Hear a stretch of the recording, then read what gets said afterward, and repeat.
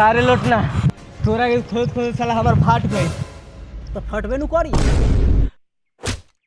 रे साला पाइट फाटल बा पाइट। ते तो साला ऐसे चिल्लाता रे लगा था कि तो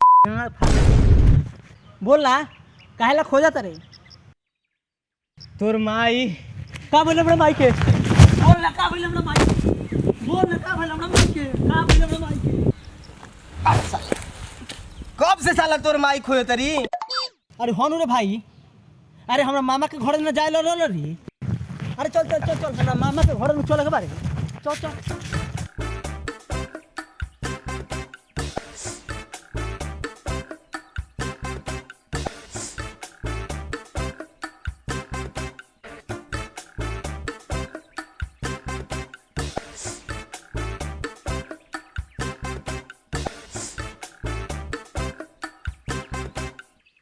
लुटना हाँ हाँ भाई एगो बात कही। अरे बोल ना ना रहे दे का कही। अरे कौन ना को तोरा मामा की बेटिया बड़ी झकास लागे। अरे साला ऊ तो झला से होइले ही हो ओइसे तो मिठाई ना जा ले चलता बात सर झकास भी है झकास। अरे साला हमरा मामा के बेटिया पर लाइन मारता रे लाइन हैं मारो कान पर तो गिरबे जाके धान पर ढेर मत बोल चुपचाप चल ठीक बा।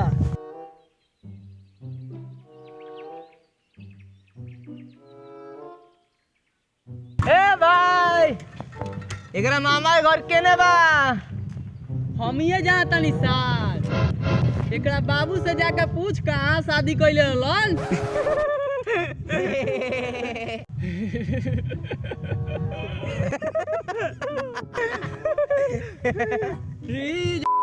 बात साथ जा तो ओह नो तो सर घर है तोरा बाबू से पूछ के आवल जाई। चुप सर बाबू से कल लुल्लू पूछ गई बा सर हमनी के बेइज्जती हो गई चल। oh shit, oh shit.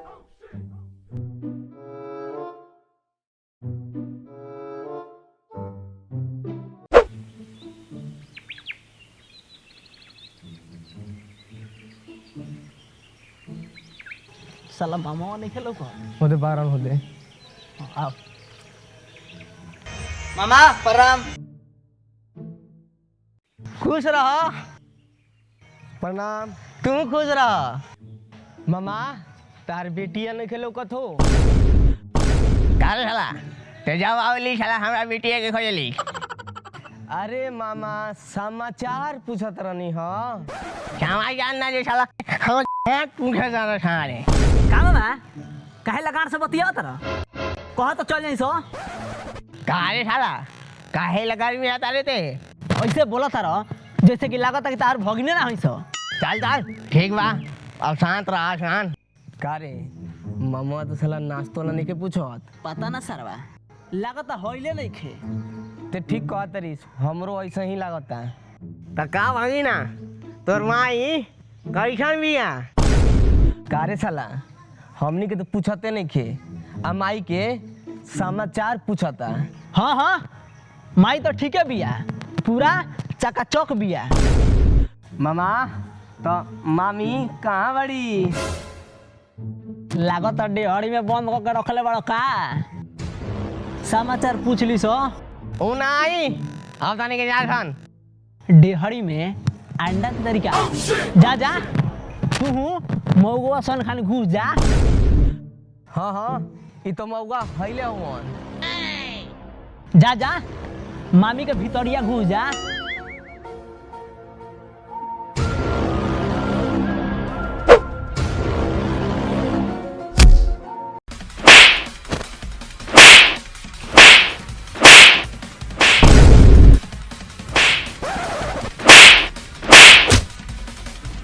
सारे चाटे खातियां आ जो करल सारे दिमाग खा के रख देता है सन।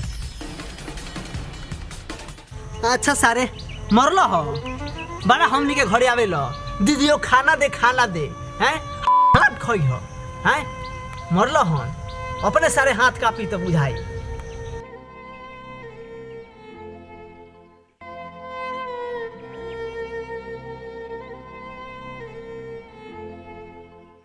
हेलो गाइस अगर हमारा SDR भोजपुरी कॉमेडी चैनल का वीडियो आप लोग को अच्छा लगता हो तो लाइक करें, कमेंट करें, शेयर करें और हमारे चैनल को सब्सक्राइब करना ना भूलें और बेल आइकन को जरूर दबाएं। तो लगे रहिए हमारे चैनल पे और करते रहिए एंजॉय। तब तक के लिए मिलते हैं अगले वीडियो में, तब तक के लिए बाय बाय।